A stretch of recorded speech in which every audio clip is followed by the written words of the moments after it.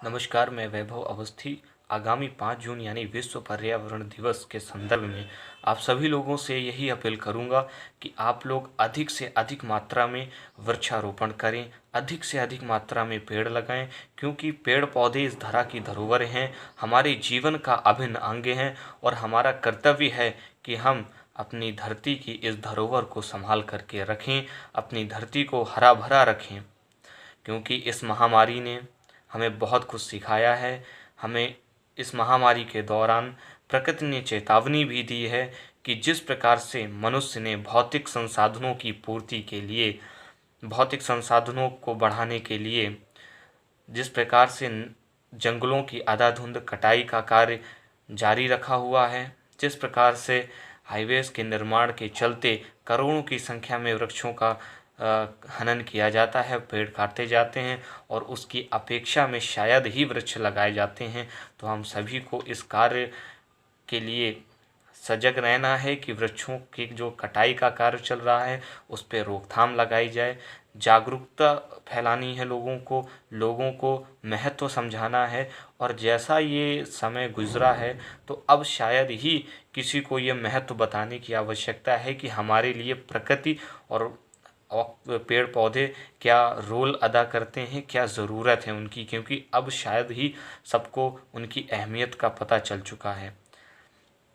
हमें सिर्फ़ और सिर्फ इतना ध्यान रखना है कि अभी तक हम लोगों ने जितना भी खिलवाड़ किया है प्रकृति के साथ, प्रकृति ने सिर्फ एक मजाक किया हमारे साथ और जाने कितनी जिंदगियां तबाह हो गईं। और आपको शायद सबको ये चीज़ पता भी है कि पेड़ ही इस धरती का उत्तम और इकलौता ऑक्सीजन का बेहतर स्रोत है। और अगर वातावरण में ऑक्सीजन की मात्रा अधिक है तो ही हम प्लांट लगा करके ऑक्सीजन का उत्पादन कर सकते हैं, अन्यथा ये कार्य भी असंभव है। जब वातावरण में ऑक्सीजन की मात्रा पर्याप्त मात्रा में होगी तभी प्लांट लगा करके कि ऑक्सीजन सिलेंडर्स या ऑक्सीजन की फिलिंग करी जा सकती है। तो मैं अपने सभी क्षेत्रवासियों से, जो लोग देख रहे हैं, जो लोग सुन रहे हैं, सबसे यही अपील करूंगा कि आप लोग अपने आसपास खेत खलिहानों में जहाँ कहीं भी आपको उचित लगे, बाग बगीचे, सरकारी ज़मीन या अन्य ग्राम समाज की ज़मीनों में, प्राथमिक विद्यालयों में, वहाँ पर आप लोग अत्यधिक से अत्यधिक मात्रा में पेड़ पौधे लगाएं, उनकी निगरानी करें। और कर्तव्य हमारा ये होना चाहिए कि जिस वृक्ष को हम लगाएं उसका पालन पोषण करने की जिम्मेदारी भी हम खुद लें। जिस प्रकार से एक माँ बच्चे को जन्म देने के पश्चात उसको शिशु अवस्था से लेकर के बालक अवस्था फिर पुरुष अवस्था तक उसकी निगरानी करती है, उसकी रखवाली, उसकी सेवा करती है, उसी प्रकार से हमारा कर्तव्य होना चाहिए कि जिस वृक्ष को हमने लगाया है, जिस पौधे को लगाया है, उस पौधे को पेड़ और वृक्ष में तब्दील करने का कार्य और जिम्मेदारी भी हमारी होनी चाहिए। हम लोग मिल कर के अगर चाहें तो हरियाली खुशहाली अभियान के माध्यम से सभी लोगों को, अपने आसपास सभी लोगों को जागरूक करें और सभी को बताएं कि प्रकृति में